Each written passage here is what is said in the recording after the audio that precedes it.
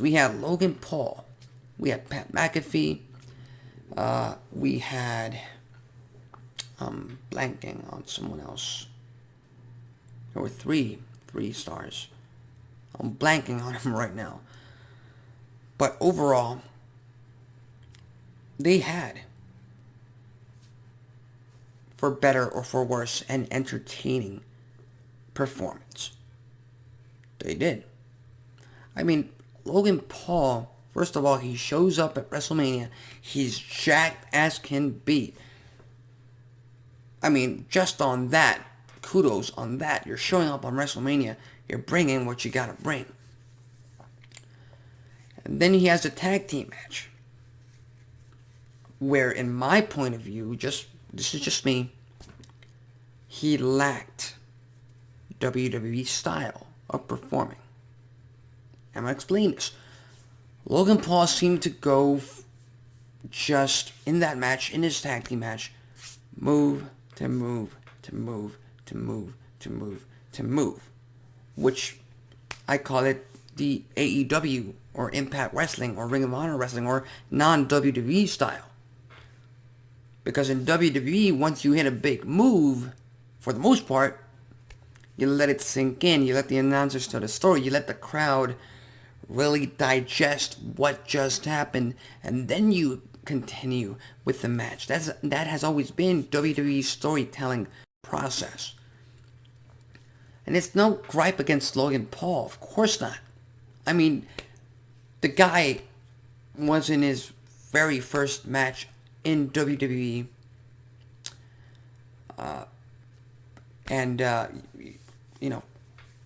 there's a learning curve. You can't really get there. For what he gave us, I mean, it served its purpose. It did. It made for a really entertaining, a really good match, and honestly, I wasn't expecting them to win, but that happened. And then, when The Miz turned on Logan Paul, and that honestly surprised me, but who knows, maybe at next year's WrestleMania, it'll be The Miz versus Logan Paul, babyface Logan Paul, who knows, or maybe that later this year at a different event, who knows, we'll just have to wait and see. But even when The Miz turned on Logan Paul, I mean, Logan Paul was celebrating, and The Miz got him into position for the skull crashing finale. There's like 2-3 seconds before he hits it, and Logan Paul is still smiling and celebrating like he wasn't expecting this. You have to sell the fact that you're shocked, that you were surprised that he turned on you. Other than that, I give Logan Paul pretty much a 7 or 8 out of 10 if I had to rate it. But overall, it's a pretty good performance from Logan Paul. Then we gotta go to Johnny Knoxville, and that is the man that I was blanking out on earlier, but not anymore, because he had a anything goes match with the one-man wrecking show of entertainment, Sami Zayn. Sami Zayn has really found himself in a position much like what Chris Jericho was back in 2009, where he is entertainment value when he has to be, and everyone knows he can back his action and his words in the ring. Everyone knows he's a technician, but the character he's playing right now does not allow for that. And I know Dave Meltzer and a lot of other journalists and wrestling pundits out there have called this match a disaster, a joke, one of the worst moments in WWE history. But I quite honestly liked it. I mean, Johnny Knoxville is not a wrestler. Johnny Knoxville is not, or at least doesn't seem to be in any way, an entertainer, or let me rephrase, not an entertainer, because he is an entertainer. He is not a performer or an athletic performer in any form at all. And that showed at WrestleMania. So the Friday prior to WrestleMania, when they announced that this was an anything goes match at the Show of Shows, I knew that this was going to go more towards a Jackass style of match or show that they're going to put on, rather than a straight up one-on-one match. And I think everyone should have expected that. And if you didn't, then I'm sorry. I don't know what show you've been watching for the past few months, or I don't know what you were expecting. But just having the entire Jackass crew out there supporting Johnny Knoxville, aiding him in his antics. They had the big hand that everyone saw coming.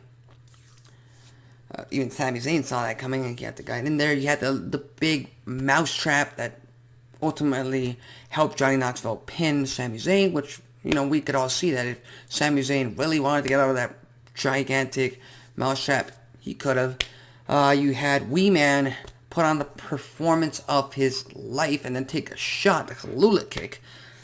Wow, he took that kick really, really good. And you had that low blow. I mean, everything in this match was just entertaining. It was funny. It gave people a break in the stadium. You didn't have to take this match seriously. You could just sit back and enjoy the show and enjoy someone like Sami Zayn, who's been putting the crowd down for months now and will continue to do so. They just enjoyed every single moment of it. So, from a wrestling standpoint, yes, it's a 1 out of 10. If I had to rate it from a wrestling standpoint, it's a 1 out of 10. From an entertainment standpoint, it's a 9, almost a 10 out of 10. Because, honestly, this match entertained the hell out of me. I mean, and can you blame me? You can't. Then we got to go on to Pat McAfee. Now, I said this about 2 weeks ago on my WrestleMania preview show. Pat McAfee can go in the ring. Pat McAfee proved that against Adam Cole during an NXT TakeOver event. So what he showed us at WrestleMania did not surprise me, and it did not surprise most of the hardcore wrestling fans. But it did surprise a lot of the mainstream fans who are just watching the main roster shows. Because in their minds, Pat McAfee is just the SmackDown color commentator. That's it. So when Pat McAfee came out there and started doing these Hurricane Rana moves, he went and did a superplex off the top rope, and I loved Michael Cole's commentary on it, as he should have been, supporting his guy against Austin Theory. And Austin Theory is just, the way he sold every single move. He had the best sell of Stone Cold Stunner from Stone Cold Steve Austin. Worst sell obviously goes to Vince McMahon. But overall, Pat McAfee did what he was supposed to do, and I like the way that WWE sold the win. Because like I said, Pat McAfee winning this match did nothing for Pat McAfee. It did nothing for Austin Theory. I would have had Austin Theory go over. But if Pat McAfee went over, then the only way this would have ever happened was the way that it did happen, which was with a roll-up and a surprise effort by Pat McAfee that somewhat protects Austin Theory, and it gives Pat McAfee and everyone in AT&T Stadium and everyone watching at home a feel-good moment. Because this guy, this man, who's finally living his dream, who had the WrestleMania entrance, and I was just stuck to it because of the Dallas Cowboys cheerleaders. Wow. But overall, everything that happened during this entire segment was good, of course, except that stunner that Stone Cold delivered to Vince McMahon, which is the worst stunner ever. I mean, it's on the level of the very first stunner he took from Stone Cold back in 1997. And I give that one slack because that was the very first stunner. Vince did not know how to sell back then. Fast forward 25 years, Vince has taken plenty. So, that's just how I see these things. Overall, the match is like a 6, 7 out of 10. And then Vince McMahon beats Pat McAfee. And Pat McAfee has no offense. That's just the chairman stroking his own ego. That's fine. That's fine. It's a show of shows. Everyone knows that he's the chairman. Everyone acknowledges that. Everyone loves it. They let it happen. No problem.